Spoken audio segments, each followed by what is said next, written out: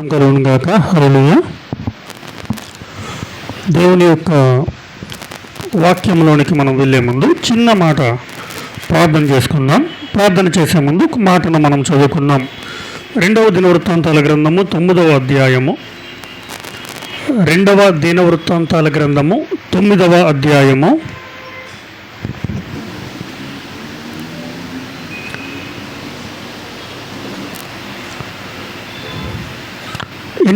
8వ వచనాన్ని చదువుకుందాం.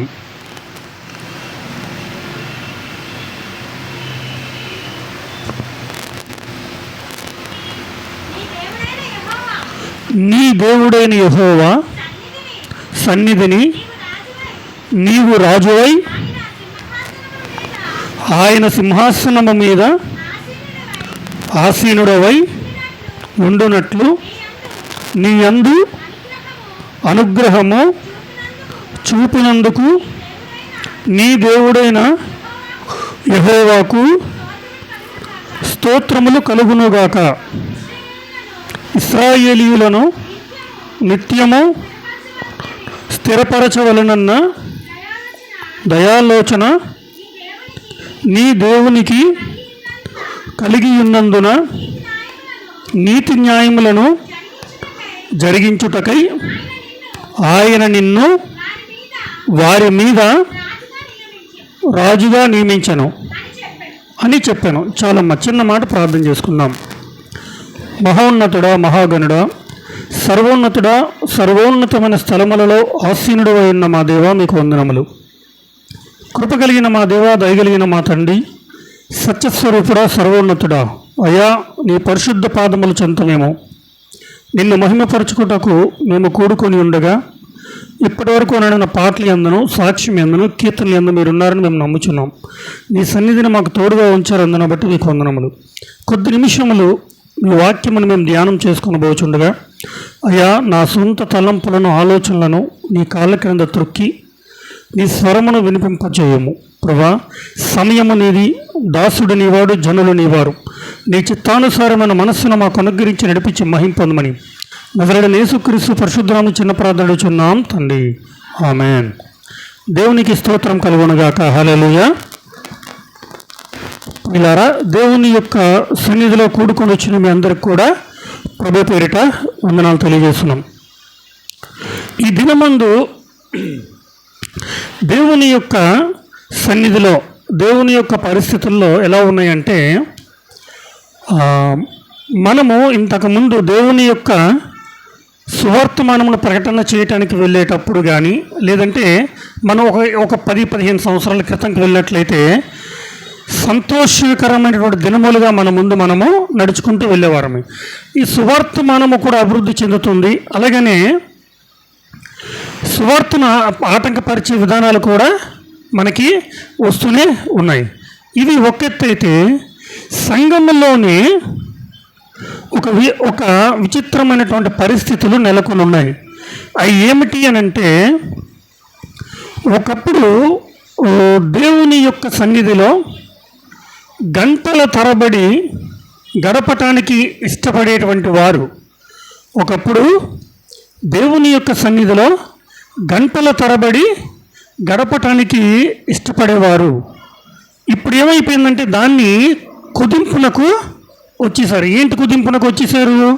ఒక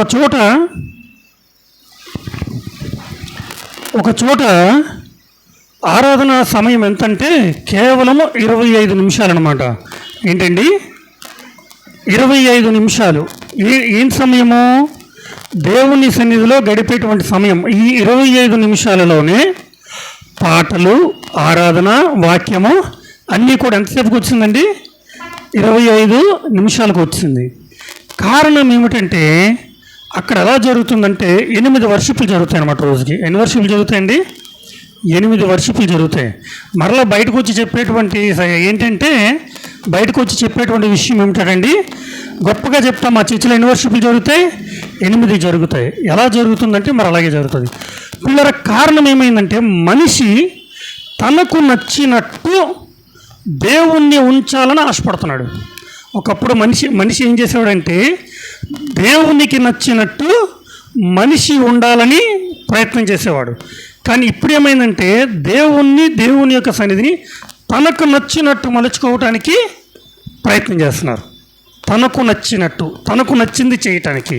ఇక్కడ మనకి ఒక చోట మరి రెఫరెన్స్ కరెక్ట్గా ఐడియా లేదు, కానీ బహుశా రాజుల గ్రంథంలోనే అనుకుంటా, దావీదు రాజుగా వచ్చిన తర్వాత ఆయన చేసే పని అంటే దేవుని యొక్క మందసాన్ని ఫిలిస్తీయులకు దేశంలో ఉండిపోయిన దేవుని యొక్క మందసాన్ని తీసుకుని రావటానికని దావీదు వెళ్తాడు తన పరివారంతో.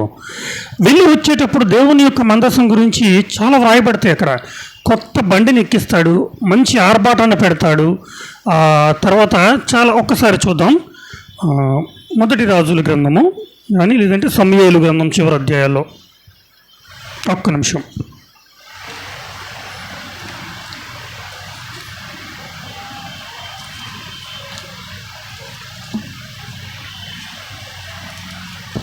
రెండో సమూయేలు గ్రంథంలోనే ఉంటుందమ్మా ఇంచుమించు.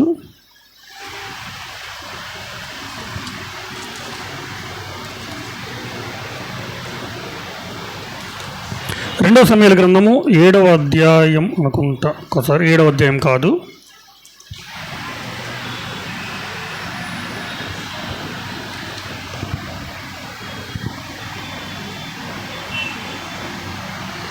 ఓకేమ్మా 6వ అధ్యాయం, రెండో సమూయేలు గ్రంథం 6వ అధ్యాయము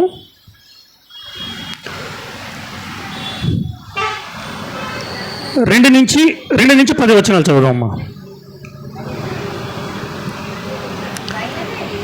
బయలుదేరి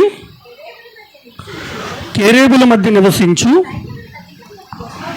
సైన్యమునకు అధిపతియగు యెహోవా అను తన నామము పెట్టబడిన దేవుని మందసమును అచ్చట నుండి తీసుకొని వచ్చుటకై తన యొద్దనున్న వారందరితో కూడా బాయిల నుండి ప్రయాణమైన. ఇక్కడి నుండి జాగ్రత్తగా ఉందామా, చదవనమ్మా. వారు దేవుని మందసమును మొట్టమొదటిది కొత్త బండి మీద ఎక్కించి గిబియాలోనున్న అబీనాదాబు యొక్క ఇంటిలో నుండి తీసుకుని రాగా అబీనాదాబు కుమారులకు చదవనమ్మా ఉజ్జాయిను అయోయును ఆ క్రొత్త బండిని త్రోలిరి. దేవుని మందసము గల ఆ బండిని గిబియాలోని అబీనాదాబు ఇంట నుండి తీసుకుని రాగా అహ్యా దాని ముందర నడిచాను. దావీదు ఇశ్రాయేలీయులందరూ సరళ వృక్షపు కర్రతో చేయబడిన నానా విధములైన సితారులను, స్వరమండలములను, తంబురులను, మృదంగములను, పెద్ద తాళములను వాయించుచు యెహోవా సన్నిధిని నాట్యమాడుచుండిరి. ఒక్క నిమిషం. ఏమేమి చేస్తున్నారంటే దేవుని యొక్క మందసాన్ని తీసుకురావటానికి మొట్టమొదటి ఏం చేయించారంటే కొత్త బండి చేయించారు. దేవుని మందసానికి వచ్చే ముందు ఏమేమి చేయించారండి? సరళ వృక్షపు నాణులతోని సితారాలను, తంబురలను, అంటే దాన్ని ఎలా చెప్దాం, ఊరేగింపుకు కావలసిన అన్ని ఏర్పాట్లు చేశారు. ఏమేమి చేశారండి? ఊరేగింపులు కంటే సంగీత వాయిద్యములలో ఏమేమి వాటన్నిటినీ కూడా వాయించుచు, దావీదైతే నాట్యం చేయొచ్చు, ఆనందిస్తూ కూడా దేవుని యొక్క మందసమును తీసుకుంటూ వచ్చారు. తర్వాత చదవము. వారు నాకోను కళ్ళము దగ్గరకు వచ్చినప్పుడు ఎడ్లకు కాలు జారినందున ఉజ్జా చేయి చాచి దేవుని మందసమును పట్టుకొనగా యెహోవా కోపము ఉజ్జా మీద రగులుకొనెను. అతడు చేసిన తప్పును బట్టి దేవుడు ఆ క్షణమందే అతని మొత్తగా అతడు అక్కడనే దేవుని మందసమునొద్ద పడి చనిపోయాను. చాలమ్మా. ఇక్కడ ఏమర్థమైందండి? దేవుని యొక్క చూడండి, ఇప్పుడు ఎవరైనా సరే ఉదాహరణకు బైబిల్ గ్రంథం మీద ఉంది, మీదున్న బైబిల్ గ్రంథం పడిపోతుంటే ఏం చేస్తామండి? బైబిల్ గ్రంథం ఏదైనా పైన ఉందనుకోండి, అది పడిపోతుంటే ఏం చేస్తాం? గబుక్కును పట్టుకుంటాం. ఇక్కడ అదే జరిగింది. దేవుని యొక్క మందసాన్ని బండి మీద పట్టుకెళ్తూ ఉండగా ఎడ్లకు కాలు జారిపి దేవుని యొక్క మందస కింద పడిపోతుంది. పడిపోతున్నందుకు గాను ఉజ్జా ఏం చేశాడంటే గబుక్కున చేయి చాచి పట్టుకున్నాడు. ఏం చేశాడు? పట్టుకోగానే దేవుడు వెంటనే పట్టుకున్నందుకు శభాష్ అనాలి. కానీ దేవుడు ఏం చేశాడంటే పనిష్మెంట్ ఇచ్చి చంపేశాడు. ఏంటి కారణం? ఇక్కడ ఏమేమి లేవు అని అంటే, ఒకటి కొత్త బండి, ఆ బండి మీద ఎవరు ఎక్కలేదు, ఏమీ చేయలేదు, కొత్త బండి చేయించారు. మరి తర్వాత సంగీతములతోనూ నాట్యములతోనూ ఊరేగింపుగా తీసుకొస్తున్నారు. అన్ని ప్రణాళిక ప్రకారమే చేసుకుంటూ వస్తున్నారు. వచ్చినప్పటికీ కూడా దేవుని యొక్క మందసమ పడిపోబోతుండగా ఉజ్జా పట్టుకున్నందుకు ఉజ్జా చనిపోయాడు. కారణం ఏంటయ్యా అని మనం ఆలోచన చేస్తే, దేవుని యొక్క మందసాన్ని లేవీయులు తప్ప మరొకరెవరూ ముట్టుకొనకూడదు. ఇది మొట్టమొదటి నిబంధన.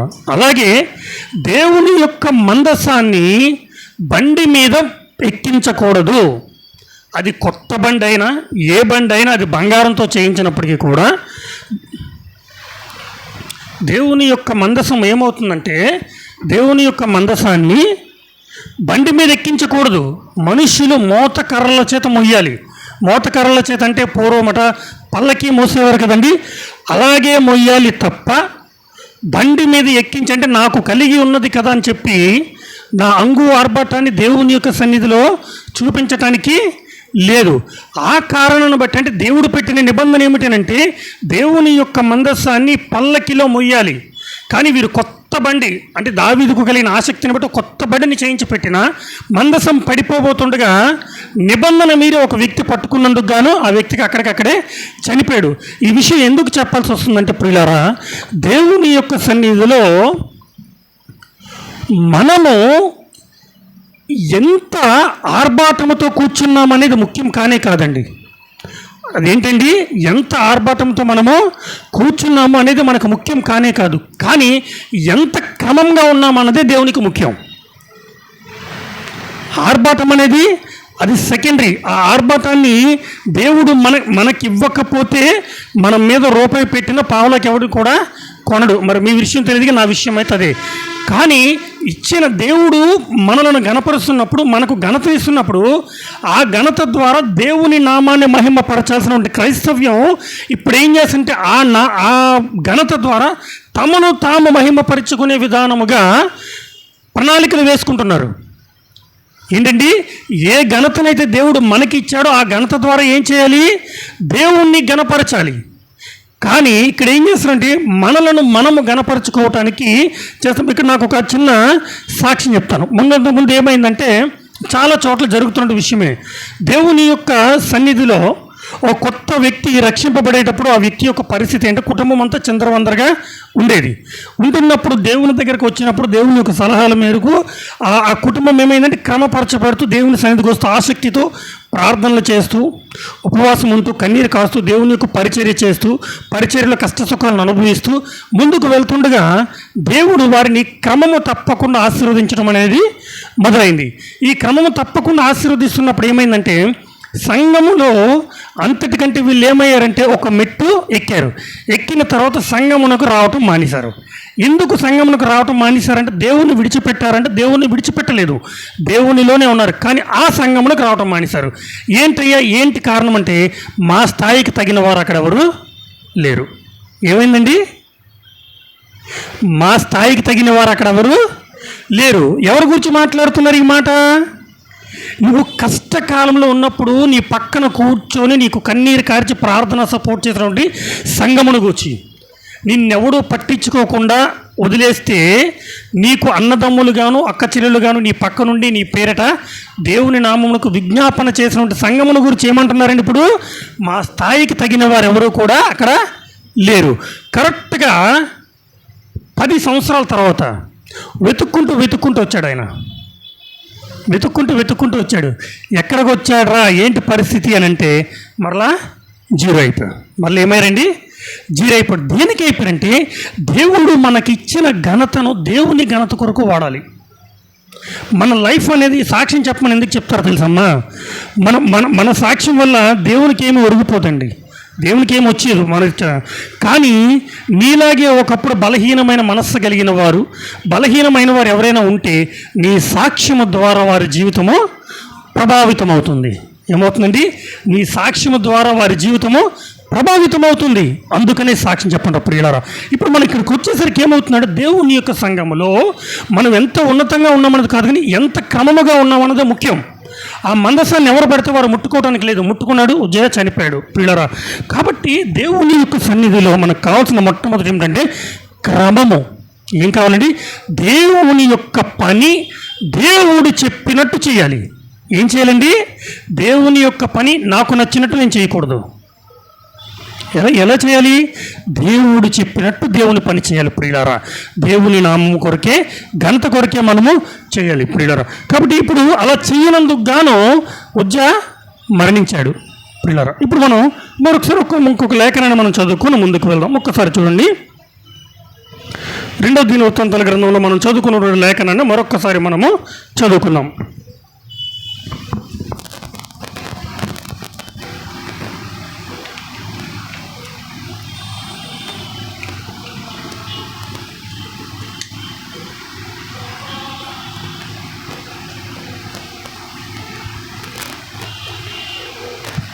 రెండవ దినవృత్తాంతాల గ్రంథము 9వ అధ్యాయం 8వ వచనం ఒకసారి చదవమ్మా.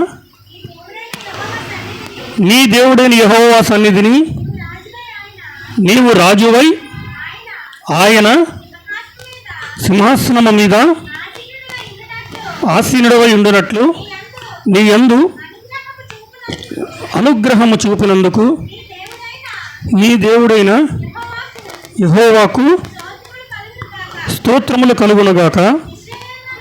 ఇశ్రాయేలీయులను నిత్యము స్థిరపరచవలెనన్న దయాలోచన నీ దేవునికి కలిగి ఉన్నందున నీతి న్యాయములను జరిగించుటకై ఆయన నిన్ను వారి మీద రాజుగా నియమించనని చెప్పాను. ఇంతకీ ఈ మాటలు ఎవరు చెప్తున్నారు? ఇక్కడ ఏం మాట్లాడుతుందంటే ఈవిడ నీ దేవుడైన యెహోవాకు స్తోత్రము కలుగునుగాక. ఏం మాట చదువుకున్నామండి మనము? నీ దేవుడైనటువంటి యెహోవాకు స్తోత్రము కలుగునుగాక. ఎందుకు చెప్తుంది? ఎవరు చెప్తున్నారు ఈ మాట్లాడి మనం చదువు. ఒకసారి 9వ అధ్యాయం 1వ వచనం చదవమ్మా. 9వ అదే అధ్యాయంలో 1వ వచనం. షేబా దేశపు రాణి సొలొమోనును గూర్చిన ప్రసిద్ధిని వినినప్పుడు గూఢమైన ప్రశ్నల చేత సొలొమోనును శోధింపవలెనని కోరి. చాలమ్మ చాలు. షేబా దేశపు రాణి. ఈ మాటలు ఎవరు ఈవిడ మాట్లాడుతున్న మాట ఏమిటి అంటే నీ దేవుడైనటువంటి యెహోవా స్తోత్రము కలుగునుగాక అని మాట్లాడుతున్నటువంటి ఈవిడ ఎవరు అని అంటే షేబా దేశపు రాణి. ఈమె క్రైస్తవురాలు కాదు. ఈవిడ ఇశ్రాయేలీయురాలు కాదు. కానీ ఈవిడేం కోరుకుంటుంది? ఈవిడేం చెప్తుంది అని అంటే నీ దేవుడైనటువంటి యెహోవాకు స్తోత్రము కలుగునుగాక అనండి. ఏం కలుగుతుందో ఏం కోరుతుందండి? నీ దేవుడైన యెహోవా స్తుతింపబడును గాక, నీ దేవుడైన యెహోవా కీర్తనందును గాక, నీ దేవుడైన యెహోవా స్తుతినందును గాక, నీ దేవుడైన యెహోవా స్తోత్రము కలుగును గాక అని చెప్తుంది. అన్యురాలైనటువంటి ఒక స్త్రీ అంటే స్త్రీ మన దేవుణ్ణి ఎందుకు పొగడాల్సి వస్తుంది అని అంటే పిల్లరా, మనందరి జీవితాలు బట్టి కూడా దేవుడు కోరుకునేది అదే. ఏంటి కోరుకుంటున్నాడు అని అంటే మన జీవితాన్ని మనలను ఆశీర్వదించడం ద్వారా ఇతరుల చేత దేవుడు ఏం చేయబడుతున్నారండి? దేవుని నామము ఘనపరచబడాలి. ఏం చేయబడాలండి? మన జీవితాల ద్వారా దేవుని యొక్క నామము ఘనపరచబడాలి. అదే కదా దేవుని యొక్క ఉద్దేశము. అదే దేవుని యొక్క ఉద్దేశమైనటువంటి ఇదే మనం చదువుతున్నాం. బైబిల్ గ్రంథంలో వ్రాయబడినటువంటి విషయాలన్నీ ఏంటంటే ఒక విధంగా చెప్పాలి అని అంటే సూత్రాలు అనేవి వ్రాయబడ్డాయండి. మానవుని యొక్క జీవితం విధానానికి సూత్రాలు అనేవి వ్రాయబడ్డాయి. అంటే ఎవరైతే దేవుని యొక్క సన్నిధిలో దేవుని ఆధారం చేసుకుని బ్రతుకుతారో వారు ఇంకొక మాట చెప్పాలి అని అంటే వారు దేవుని నమ్ముకోనక్కర్లేదు, కానీ వారు ఉన్నతమైన శిఖరాల్లో ఉండాలి అని అన్నా కూడా బైబిల్ గ్రంథాన్ని పట్టుకొని ఫాలో అయిపోతే చాలా ఈజీగా ఉన్నతమైన శిఖరాలకు చేరుతారు. అంటే మానవాళి అభివృద్ధికి సంబంధించిన ప్రతి ప్రణాళిక దేవుడు బైబిల్ గ్రంథంలో వ్రాసి ఉంచాడు. అయితే ఇక్కడ ఇప్పుడు మనం ఎందుకు చదువుకుంటున్నాం ఈ మాటలంటే, మనకు ఒకటి బుద్ధి కలగటానికట, రెండు బోధ కలగడానికి దృష్టాంతములుగా ఉంచబడ్డాయట. అంటే అర్థం ఏమిటంటే, ఇశ్రాయేలు ప్రజల యొక్క జీవిత చరిత్ర కానీ, ఇశ్రాయేలీయులు దేవునితో నడిపిన గడియలు కానీ ఎందుకు రాయవలసి వచ్చింది అందులో అంటే, ఈ తరంలో ఉన్నటువంటి మనకు బుద్ధి బోధ కలగటానికి వ్రాయబడి ఉన్నాయని చెప్పి పౌలు చెప్తాడు. ఇక్కడ అంటున్న మాట అంటే, ఈ షేబా దేశపు రాణి సొలొమోను దగ్గరకు వచ్చి సొలొమోను యొక్క దేవుణ్ణి కీర్తిస్తుంది అని అంటే, మనలను చూసి మన దేవుడని యెహోవాను కీర్తించాలి అని అంటే మనకేమేమి కావాలో ఆవిడేమేమి చూసిందో చూస్తే తెలిసిపోతుంది పిల్లలు. ఇక్కడ ఆవిడ కొన్ని మాటలు అంటుంది. మనకి సమయం లేదు, బలారాధన కార్యక్రమం ఉంది కాబట్టి మనం కరెక్ట్గా 10 నుంచి 12 నిమిషాలు మనము క్లోజ్ చేసుకుందాం. పిల్లరా చదవండి ఒకసారి.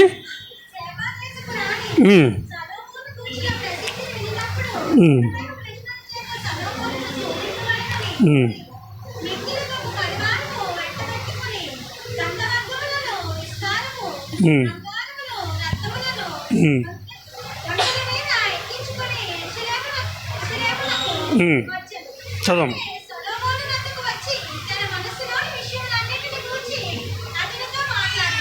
చదవం.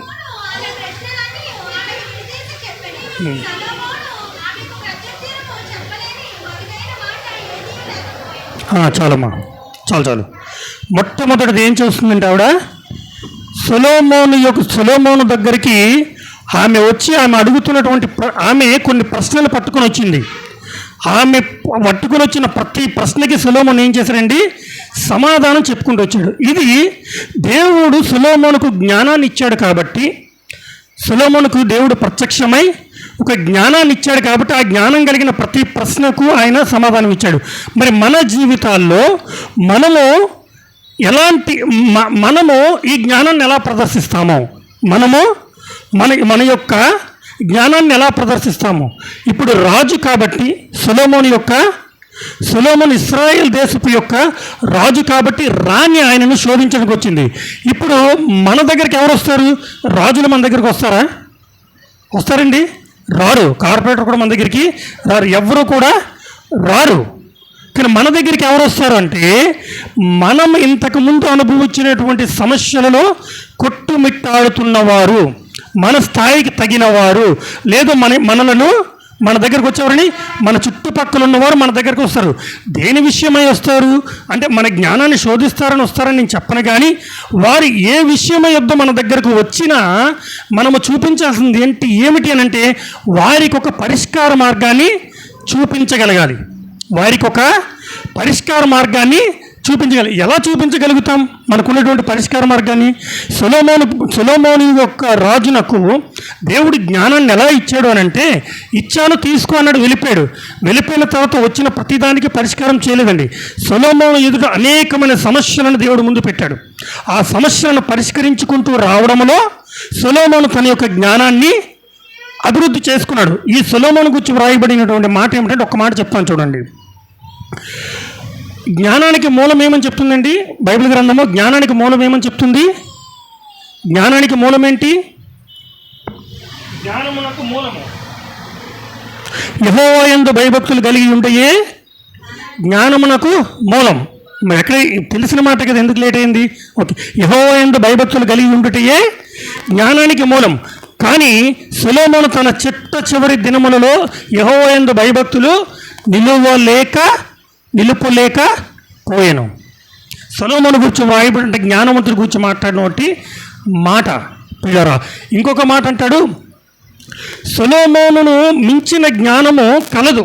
అయితే అవన్నీ కూడా తర్వాత విషయం. కానీ ఎలా చెప్పగలిగిన తనకు వచ్చిన సమస్యను ఇప్పుడు మనము దేవుని యొక్క సన్నిధిలో మనం అనుదినము నడుస్తున్న నడవడికలో మన మీద వచ్చినటువంటి సమస్యలను ఏ రీతిగా పరిష్కరించుకుంటున్నాం అనేది ప్రధానమైన విషయం. సమస్యలు పరిష్కరించుకోవడంలో కూడా కీలకమైన అంశం ఉంటుందండి. ఒక ఆవిడ ఉంటుంది, ఆవిడ ఏం చేస్తుంది తెలుసా? నిత్యము ప్రార్థన అంటుంది. కానీ ఆవిడకి ఏదైనా ఒక సమస్య వచ్చిందనుకోని వెంటనే ఏం చేస్తుందంటే, ఈ సమస్యకు పరిష్కారం ఏంటి ప్రభు అని చెప్పి దేవుని సన్నిధిలోకి వెళ్ళి ప్రార్థించి పరిష్కరించుకోవటానికి ఆవిడ ఇష్టపడదు. ఎందుకంటే వాళ్ళ దగ్గర తగ్గి తలంచాలి. దేవుడు చెప్పిన మార్గంలో నేను వెళ్తే వారి దగ్గర తగ్గి తలంచాలి. ఈవిడికి తలంచడం ఇష్టం ఉండదు కనుక ఈవిడ ఏం చేస్తుంటే కాసేపు దేవుని పక్కన పెట్టి ఈవిడ తన విశ్వరూపాన్ని చూపిస్తుంది. కాసేపు ఏం చేస్తుంది, దేవుని పక్కన పెడుతుంది. కానీ ప్రతిసారి ఆమె చేసేది ఏంటండి, ప్రార్థనే. గొప్ప ప్రార్థన పర్రాలు. ఇక్కడ ఏం చేస్తుంది, ఒక సమస్య వచ్చి దేవుని సన్నిధిలో పరిష్కరించుకోవాల్సిన సమయాన్ని ఏం చేస్తుంటే తనకు తాను పరిగెడుతుంది అనమాట.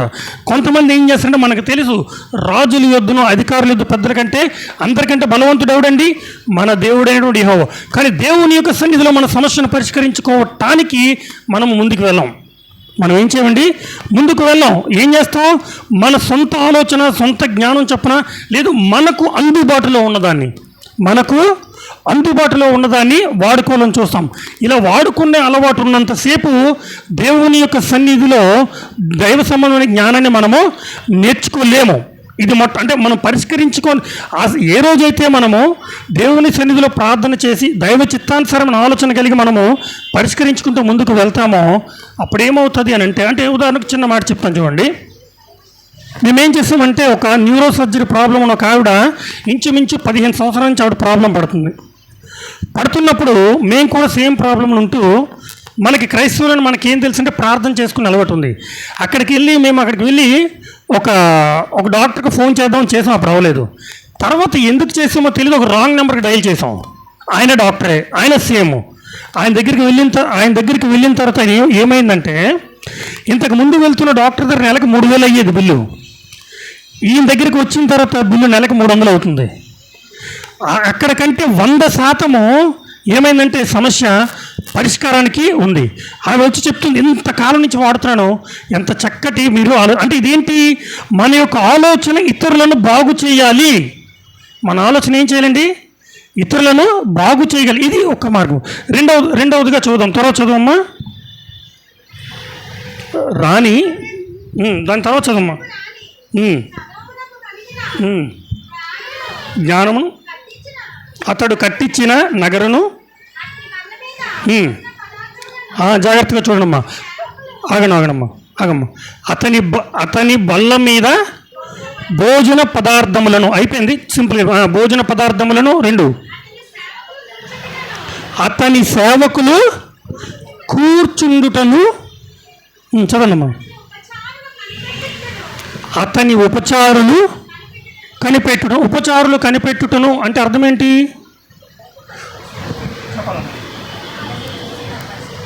ఎవరు, అతని ఉపచారులు కనిపెట్టుటను అంటే సొలొమోను దగ్గర ఉపచారులు ఉన్నారు, వారు కనిపెడుతున్నారు. ఏంటి కనిపెడుతున్నారు, సరే కొద్ది ముందుకు వెళ్దాం, తర్వాత చెప్పనమ్మా. అతని బల్ల మీద భోజన పదార్థములను, అతని సేవకులు కూర్చుండుటను, అతడి ఉపచారులు కనిపెట్టుటను, వారి వస్త్రములను, అతనికి గిన్నెలు అందించి వారి వస్త్రములను యెహోవా మందిరమందు అతడు అర్పించి దహన బలులను చూచినప్పుడు ఆమె విస్మయము నుండి. చాలమ్మా. ఏమేమి చూసిందటండి ఆవిడ, నేనేం భోజనము చేస్తే నా భోజనపు బల్ల మీద ఏముంటే ఆవిడకెందుకు, నేను ఎలాంటి వస్త్రములు కట్టుకుంటే ఆవిడకెందుకు, నేను ఎలాంటి వస్త్రములు వేసుకుంటే ఆమెకెందుకు. ఇవన్నీ దేవుని నామానికి ఘనత తెచ్చటానికి అవకాశాలా, అది ఏంటండి దేవుని నామమునకు ఘనత తెచ్చే విషయాలా? మనము క్రైస్తవుని యొక్క జీవితం ఏమనుకుంటున్నామనంటే, ప్రతిసారి కూడా పరిశుద్ధంగా నేను జీవిస్తూ ప్రార్థన చేసుకుంటూ చర్చికి వెళ్ళొస్తూ కానుకలు అర్పించుకుంటూ వచ్చేస్తే సరిపోతుంది అని మనం అనుకుంటున్నాం. మనం అనుకునే స్థాయి ఏమిటంటే, మనం వ్యక్తిగతంగా మనము దేవుణ్ణి కీర్తిస్తున్నాం, కానీ నిన్ను బట్టి దేవుని యొక్క నామము గణపరచబడాలి అంటే ఈ అన్ని విషయాలలో వేరియేషన్ కనిపించి తీరాలి. ఏంటి కనిపించి తీరాలి, నీవు భోజనము చేసే భోజన అంటే ఎవరైనా మన ఇంటికి, కొంతమంది ఇంట్లకు మనము చూడటానికి ఇలా వెళ్ళిన ఏమనిపిస్తుందో తెలుసండి, ఎంతసేపు అక్కడి నుంచి బయటకు వచ్చేస్తామో అనిపిస్తుంది. ఎంతసేపట్లో అక్కడి నుంచి బయటకు వచ్చేద్దాం అనిపిస్తుంది. ఎందుకని ఒక ఇది ఆ డైనింగ్ టేబుల్ మీద ఉదాహరణకంటే కించపరచాలని మాత్రము నేను ఎవరిని కూడా ఏమీ అనటం లేదు సుమా. కించపరచాలని కానీ ఇది చేయాలని కానీ నేను ఎప్పుడు కూడా అనటం లేదు. ఎందుకంటే బహుశా ఎవరో నాకు ఇంట్లోకి వెళ్ళిన ఇది కూడా లేదు. కానీ వెళ్ళిన వెంటనే మనకు ఎదురవుతుంటుంది కొన్ని సందర్భాల్లో. ఏం ఎదురవుతుంది? ఎంత బేగ వీళ్ళ ఇంటి నుంచి బయటికి అంటే చూడగానే ఏం కావాలంటే అక్కడ ఉన్న పరిస్థితులు అందంగా కనిపించాలి. అందంగా కనిపించాలన్నాం కదా అని చెప్పి ఇప్పటివరకు 100 రూపాయల కట్టన ఉన్నది అప్పు చేసి 1000 రూపాయల కట్టన వేయాలని కాదమ్మా ఉద్దేశం. ఏంటండి కొంతమంది ఏం చేస్తారంటే పెళ్లి మంది కాదు ఏదో భోజనం చేసి వచ్చేస్తే చాలు, అందుకని వీళ్ళు ఏం చేస్తారు 3000 4000 రూపాయల బట్టలు కొనుక్కోవడానికి వేగిరి పడతాం. అలా చెప్పటం లేదు. ఆ కట్టన వేసి 10-15 రోజులు అయిపోతుంది. దానికి ఏముంది? మురికుంది. కాబట్టి ఎదుటోడు వచ్చి చూస్తే ఎవరికి ఏమనిపిస్తుంది? అది ఉండకూడదు. దాన్ని ఏం చేయాలండి? ఉతికి శుభ్రం చేసి వేయాలి అక్కడ. ఎందుకని? రాగానే చూస్తాడు. మన భోజనపు పనులు మన దగ్గరికి వచ్చేసరికి చాలా కచ్చాపిచ్చాగా ఉంటాయి. అలా కూడా ఉండకూడదు. భక్తి జీవితం అని అంటే కేవలము ప్రార్థన పరిశుద్ధతే కాదండి, ఇది మనకు సరిపోతుంది. కానీ చూసే వ్యక్తి ఏమేమి చూస్తాడో ఇక్కడ చెప్తుంది శేషాదేశ పురాణి. ఎవరిని శోధించడానికి? అరే వీళ్ళు దేవుని నమ్ముకున్నారు కదా, దేవుని నమ్ముకొనక మునుపు వీరుకున్నటువంటి పరిస్థితి ఏమిటి, దేవుని నమ్ముకున్న తర్వాత వీరి ప్రవర్తనలో వచ్చినటువంటి మార్పులేంటి. ఒకటి భోజనం వల్ల భోజనపు పదార్థముల తర్వాత ఏమంటున్నాడమ్మా? తర్వాత ఏంటండి? కూర్చునేటువంటి విధానము కూడా. ఏంటండి? కూర్చునేటువంటి విధానానికి దేవునికి సంబంధం ఏంటండి? సంబంధం ఉంది. ఎందుకో తెలుసా? మనము ఒక వాతావరణంలో పెరిగి వచ్చామనుకున్నాం. బహుశా ఎవరైనా ఒక డిసిప్లైన్ కలిగినటువంటి ఒక వ్యక్తి ఇలా అడుగు పెట్టాడు అనుకోండి, చర్చిలోకి వచ్చిన వెంటనే ఇక్కడ చూసిన వాళ్ళు ఒకటి కాలు మీద ఒకళ్ళు కాలు మీద కాలు వేసుకొని ఇష్టానుసారంగా కూర్చొని ఉన్నారనుకోండి. అన్ని కొత్త వ్యక్తి వచ్చినప్పుడు ఆ వ్యక్తి ఏమంటాడో తెలుసా? మేము మా దేవుని మందిరానికి వెళ్ళేటప్పుడు మేము మా చెప్పులను ఎక్కడ విడిచిపెడతామో అక్కడ విడిచిపెడతాం. అక్కడ విడిచిపెట్టి మేము ఏం చేస్తాము? మందిరంలోకి వచ్చిన తర్వాత పిన్ డ్రప్ సైలెన్స్గా ఉంటాం. గుడు ఏం చేస్తాం? మేము పిన్ డ్రప్ సైలెంట్గా ఉన్నాం. కానీ ఇక్కడ ఆరాధన క్రమం ఏంటి? వీళ్ళు కూర్చునే పద్ధతి ఏంటి? వీళ్ళు బిహేవియర్ ఏంటి? ఇవన్నీ చూస్తాడా లేదా? చూస్తాడు. తర్వాత ఏమంటున్నాడమ్మా? కూర్చుంచుట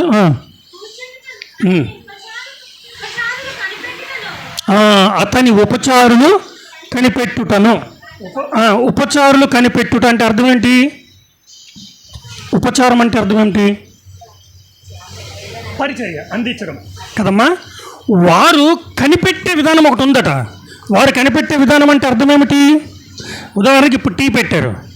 టీయా ఇలా చూసిన ఏం చెప్పారంటే అక్కడ 15 మంది ఉన్నారు కదా, 15 మందికి ఇది ఏం కాదు, ఇది సరిపోదు. కాబట్టి ఆయన ఏం చేయాలి? కనిపెట్టి ఉండడం అంటే సరిపోదు. దానికి ముందే నేనేం చేసి ఉంచాలి? ప్రిపేర్ చేసి ఉంచాలి. వచ్చిన తర్వాత సర్దుకోవడం కాదు. అక్కడక్కడ కొన్ని సందర్భాలు మనకు వస్తాయండి. ఏంటి కొన్ని సందర్భాలు అంటే ఉదాహరణకు సువార్తకు వెళ్ళాం మొన్న. ఉప్మా సంగతి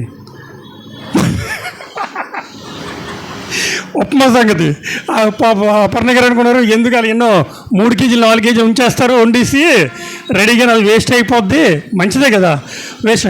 కానీ నాకు తెలుసు అక్కడ ఏమీ ఉండదని సంగతి నాకు తెలుసు. ఎందుకంటే అంతకుముందు జరిగి చాలా ఎక్స్పీరియన్స్లు ఉన్నాయి కాబట్టి. అక్కడ ఏమైందంటే పాపం సరదా నవ్వుకోవడానికి, దాన్ని బట్టి ఏం కాదు. కానీ ఏమైంది? అక్కడికి వెళ్ళేసరికి ఉప్మా లేదు, పప్పు లేదు, ఏమీ లేదు. పోనీ కొనుక్కుందామంటే అవుతుందా? కొనుక్కుందామన్నా అవ్వదు. కారణం ఏం జరిగింది? మనలను కనిపెట్టేటువంటి ఉపచారులను అక్కడ సంఘ కాపరి ఎవరికి అప్పగించలేదు. కానీ మనం ఎవరినైనా కనిపెట్టుకోవాల్సి వస్తే మనం ఎలా ఉండాలటండి? దాన్ని ఏమంటాం? అవ్వక మునిపే ముందు ప్రిపరేషన్ మనకు ఉండాలి. ఎందుకని? దాన్ని బట్టి కూడా ఇక్కడ ఏముంటుందండి? దేవుని నామాన్ని గణపరిచేటువంటి విధానం. ఇవన్నీ జ్ఞానంలో కలిగిన ఒక వ్యక్తి చేసేటువంటి పనులు. ఉపచారులు ఏదైనా ఒక పరిచర్యను మనకు అప్పగించారంటే దానిలో మనకు ఉండేటువంటి జాగ్రత్తను బట్టి కూడా, ముందు చూపును బట్టి కూడా దేవుని నామమునకు ఘనత కలిగే విషయంలో ఇది కూడా ఒక పాయింట్. తర్వాత చదవమ్మా. అతనికి గిన్నెలు అందించే వారిని వారి వస్త్రములను కూడా. ఎవరండి? ఎలా పడితే చాలామంది కోపం వస్తుంది, ఇది దేవుని సన్నిధి కదా, దేవుని సన్నిధిలోనికి ఎలాంటి వస్త్రములు పడితే అలాంటి వేసుకుంటూ రాకూడదు అనగానే వారికి ఏమొస్తుంది? కోపం వస్తుంది. అలా రాకూడదు. ఇది కూడా పరిచర్యలో ఒక భాగం.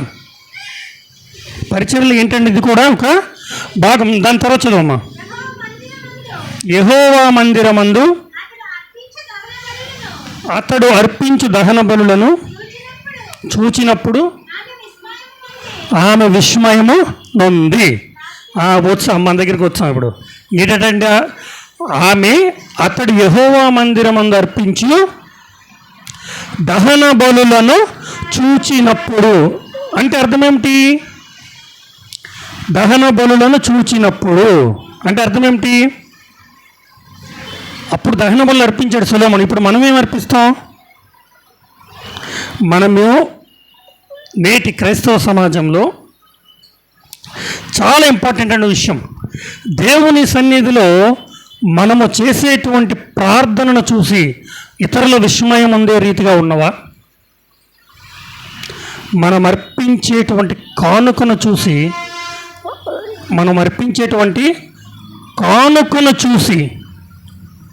ఇతరులు విస్మయం ఉండే రీతిగా ఉన్నాయా? కానుక అనేది సమస్య కాదండి. ఇక్కడ కానుక అనేది సమస్య కాదు. కానీ మనము అర్పించేటువంటి దహన బలులు కానీ, మనము దేవుని సన్నిధిలో ఉండేటువంటి కమిట్మెంట్ కానీ, మనకు దేవుని సన్నిధిలో మనం దేవునికి అర్పించేటువంటి అర్పణ విషయంలో కానీ ఇతరులు మనలను చూసినప్పుడు విస్మయం ఉండే రీతిగా ఉన్నాయా? కొన్నిసార్లు కళ్ళు బైర్లు గమ్ముతాయి. రిలయన్స్ కంపెనీలో ఒక ఆయన జాబ్ చేసేవాడట. ఆయన ఒక శాలరీ నెలకి 8 కోట్లటండి. ఆయన అంటాడు 8 కోట్ల రూపాయలు జాబ్నట సునాయాసంగా రిజైన్ చేసి కాషాయ వస్త్రం నుంచి కాశీ ప్రయాణం వెళ్ళిపోయాడట. అది చూస్తే అసలు అంటే మన ఊహకే అందదు. అది ఏమవుతాడండి? మన ఊహకే అందదు. మనం ఇస్తే గడిపించుకునేటువంటి దేవుడు మన దేవుడు కాదండి. ఒక చోట మొన్న ఒక దగ్గరికి వెళ్ళేటప్పుడు నన్ను చూడగానే ఆయనకి ఏమైందంటే వాక్యానికి పిలిచాడు. పిలిచిన తర్వాత ఆయన కొన్ని మాట్లాడతానని చెప్పి మాటలు తీసుకుని అన్న మాట ఏమిటంటే, నాకున్న పోషణ ఆధారమైనటువంటి వాక్య పఠనాన్ని తీసేసి వేరే వాళ్ళకి ఇవ్వాలని చూస్తున్నారండి అని ఆయన ప్రసంగంలో చెప్పాడు. ఏమన్నాడండి ఆయన? నాకున్నటువంటి జీవనాధారమైనటువంటి వాక్య పఠనాన్ని తీసి వేరే వాళ్ళకి ఇవ్వడానికి ఈయన పిలిచారని అన్నాడు అనమాట. అప్పుడు నేను మైక్ పెట్టుకుని ఒక్క మాట అడిగాను. అదేంటో తెలుసా? సముద్రంలో బ్రతికేటువంటి ఏ మాత్రము ఉపయోగం లేని తిమింగలము చేప రోజుకి టన్ను చేప తింటుందటండి. రోజుకి టన్ను చేప తింటుంది. దాన్ని పోషించగలిగినటువంటి దేవుడు నీ ప్లానెడు పొట్టను పట్టెడు పిడికిలతో నింపలేడన్నా దేవుణ్ణి అందే నేను విశ్వాసం ఉంచితే నా విశ్వాసం వ్యర్థం. మన దేవుడు ఎవరండి? సర్వ సృష్టిని ఒక్క మాట చేత నడిపిస్తున్నటువంటి దేవుడు. అలాంటి దేవునికి మనం అర్పించేటువంటి అర్పణ విషయము లెక్కే కాదు. మరి దేనికది? మనం అర్పించేటువంటి అర్పణ దేనికి? మనం అర్పించేటువంటి అర్పణను ఆయన దీవించడానికి. రెండు మొక్కలు చెప్పిన ముగిస్తాను. ఒక చోట ఒక మాట చదువుతుంటే విచిత్రం అనిపించింది. కొద్ది గడియల్లో ఒక ఏలియా ఒక ఆవిడ దగ్గరికి వెళ్తాడు. ఆవిడ దగ్గరికి వెళ్ళి నీ దగ్గర ఏమైనా ఉంటే నాకు పెట్టు అంటాడు. నీ దగ్గర ఏమైనా ఉంటే నాకు పెట్టు అంటాడు. ఆమె అంటది, నా ఏలినవాడ నీకు తెలియనిది కాదు, కానీ నా దగ్గర ఏముందంటే కరువు కారణంగా ఒక్క అప్పమే ఉంది, ఒక్క అప్పమ్మకు వచ్చినటువంటి పిండే ఉంది. దాన్ని నేనేం చేస్తున్నాను? రొట్టె చేసి నేను కొంత నా కొడుకు కొంత తిని తర్వాత దినము మేము చచ్చిపోవటానికి సిద్ధపడుతున్నాం. ఇలాంటి ఆవిడ దగ్గరికి ఎవరైనా వచ్చి, ఈ రోజుల్లో యూట్యూబ్లో ప్రసంగాలు ఎవరెవరో పెడుతుంటాడు, పాస్టర్లు అడుక్కోవడానికి వచ్చారు దశంభాగాల గురించి అని. ఎవరైనా అడిగితే నేను అదే అడుగుతున్నాను. ఇప్పుడు ఈ అర్పణ అడగొచ్చా? ఏలియా ఆమెను అడగొచ్చా? అడిగి తీరాలి. ఎందుకు అడిగి తీరాలో తెలుసా? ఆ అప్పములో మొదట, తర్వాత కాదు సుమా, నువ్వు నీ కొడుకు కొద్దిగా తిని ఇంకొద్దిగా నాకు ఇవ్వని అనలేదు. మొదట అప్పమును చేసి దాంట్లో నాకు కొంతిమ్ము. ఏమన్నాడండి? కొంతిమ్ము. అడిగిన సందర్భం ఏంటి? అడిగిన సందర్భం అండి, మనం తీసుకొస్తామండి. దేవుడు మన కష్టార్జితాన్ని మన చేతిలో పెట్టాడు. పెట్టిన దానిని మనకు ప్రతి ఒక్కరికి తెలుసు. బల్లగుద్ది దశమ భాగమును తీసి, మీకు ఇవ్వడం ఇష్టం లేకపోయినా పర్వాలేదండి, కానీ తీసి దేవుని సన్నిధిలోనికి వచ్చి దాని చేత ప్రార్థన చేయించి, అయ్యా నాకు కష్టంగా ఉంది నేను ఇవ్వలేని చెప్పి తిరిగి పట్టుకెళ్ళిపోండి, పర్వాలేదు. కానీ దాన్ని ఎక్కడికి తేవాలి? ముందు దేవుని సన్నిధికి తీసుకురావటం నేర్చుకోండి. పట్టుకెళ్ళిపోద్దు దయచేసి. రేపు పొద్దున మీ పాస్ గారు నాకు వాక్యానికి టైం ఇవ్వరు, మీరు ఎలా చెప్తే మా రెంట్ల రక దేవునికి స్తోత్రం కలవను కాక. కానీ విషయం ఏంటండి, ఆ కష్టకాలపు ఆ గడి ఆ తర్వాత ఏం జరిగిందట? అప్పటి నుంచి ఆ పిండి అట అయిపోలేదట. ఆ పిండి ఏమవలేదండి, ఎప్పటి వరకు అయిపోలేదు? మరలా తిరిగి వర్షం వచ్చి పంటలు పండేంత వరకు ఆ ముద్ద పిండి అయిపోనే లేదు. ఇంకొక సందర్భం వస్తుంది. అక్కడేం చేస్తారంటే ఎలీషా దగ్గరికి వచ్చినప్పుడు అది కూడా సేమ్ సందర్భం. ఏముంది? అది పట్టుకొని రా, ముందు నాకు పెట్టు. ఎందుకు పెట్టాలో చెప్పనా? ఆయన అంటాడు, నా నామమును బట్టి వచ్చిన వాడికి గ్లాసులు చన్నీళ్ళు ఇచ్చిన వాని యొక్క రుణము నేను తీర్చక మాను. రుణం అంటే అర్థం ఏంటండి? ఖచ్చితంగా తీర్చవలసింది. రుణం అంటే అర్థం ఏంటండి? ఖచ్చితంగా తీర్చవలసింది. నువ్వు నీ యొక్క దేవుని పిల్లలకు నువ్వు పెట్టేటువంటి మంచి నీళ్ళనే దేవుడు ఏమంటాడు, నేను నీకు రుణపడి ఉన్నాను అంటున్నాడు. ఎవరు? దేవుడు నీకు రుణపడడం అంటే అది ఎంతటి భాగ్యం అండి. దాన్ని చాలా చులకనగా చూస్తాం మనం. ఇది ఇచ్చేస్తే నాకు అయిపోద్ది అనుకుంటాం కదా, అది చాలా తప్పు. దాని నుంచే అభివృద్ధి. పాత నిబంధన కాలంలో ఆకాశం నుండి మన్నాను కురిపించినటువంటి దేవునికి, ఆకాశం నుంచి మన్నాను కురిపించినటువంటి దేవునికి రొట్టెలు కురిపించడం లెక్కండి. మరి ఎందుకు అడుగుతాడైనా, ఇక్కడ తినటానికి మీ దగ్గర ఏమైనా ఉన్నదా? మీ దగ్గర ఏమైనా ఉన్నదా? దేనికి? ఇక్కడికి తీసుకురావటానికి. నీకు వచ్చిన దాన్ని నిజంగా చెప్తున్నాను. మా జీవితంలో మేము అనుభవించింది ఏమీ లేదండి. మొన్న రీసెంట్గా ఒక వ్యక్తి ఉన్నాడు, వాడి దగ్గర అంటే డ్యూటీ పని విషయంలో వాడి దగ్గరికి వెళ్తేనే చిరాకు. సర్వీస్ అంతా చేయించుకుంటాడు, రూపాయి చేతిలో పెట్టడు.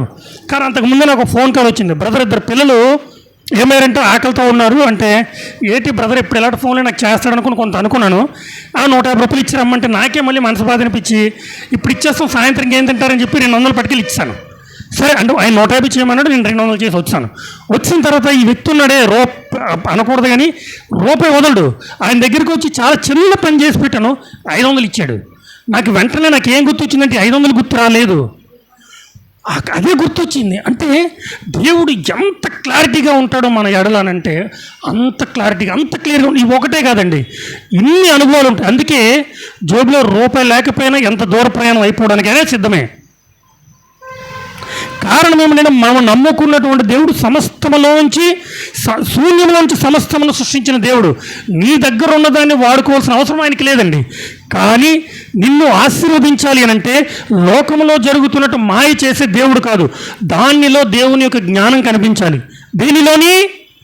దేవుడు నిన్ను ఆశీర్వదించే విషయంలో దేవుని యొక్క జ్ఞానము కనిపించాలి. ఇది దేవుని యొక్క ఉద్దేశం, దేవుని యొక్క ప్రణాళిక కనిపించాలి. ఏది పడితే ఎలాగ పడితే నేను అలాగ ఆశీర్వదించడు కాబట్టి, ఎలాగ పడితే అలాగ కూర్చోవడానికి కానీ, ఏది పడితే అది తినడానికి కానీ, ఎలాగ పడితే అలాగ నీ ఇంటి ఉంచుకోవటానికి కానీ, ఎలా పడితే అలాగ మాట్లాడడానికి కానీ నీకు పర్మిషన్ లేదు. అలా చేస్తున్నావంటే నీ నామమును, నిన్ను బట్టి దేవుని నామం అవమానపరచబడుతుంది తప్ప మనం చాలాసార్లు చాలా బాధపడాల్సిన విషయం అండి. చాలా బాధపడాల్సిన విషయం అంటే, సువార్తను కూర్చిన సమయం మనం ఒక సమయం పెట్టుకుంటే దానికి ఎప్పుడు లేటే.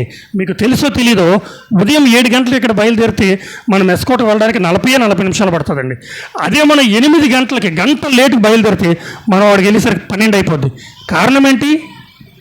చుట్టూ ట్రాఫిక్.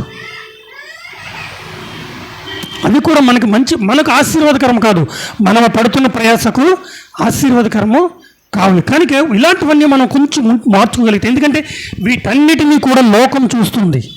శేబాదేశపు రానివ్వరండి, మనల్ని చూసిన వ్యక్తి దేవుణ్ణి గణపరచాలి అంటే ఈ విషయాలన్నిటి పట్ల తిమోతికి పౌలు రాస్తూ, ఓ తిమోతి, నీవు సమస్త విషయములలోనూ అభివృద్ధి చెందము. ఏ విషయంలో అండి? సమస్త విషయంలో అంటాడు ప్రియులారా. కాబట్టి మనం ఉన్నటువంటి దేవుని యొక్క సన్నిధిని జ్ఞాపకం చేసుకుంటూ, దేవుని సన్నిధిలో ఎలా ఉంటే మన ద్వారా ఇతరులు దేవుణ్ణి గణపరుస్తారన్న విషయాన్ని మనం నేర్చుకుని దేవుడి యొక్క పరిశుద్ధ వాక్యం తన వెలుగులో దీవించి ఆశ్రయించబడుగాక. ఆమేన్.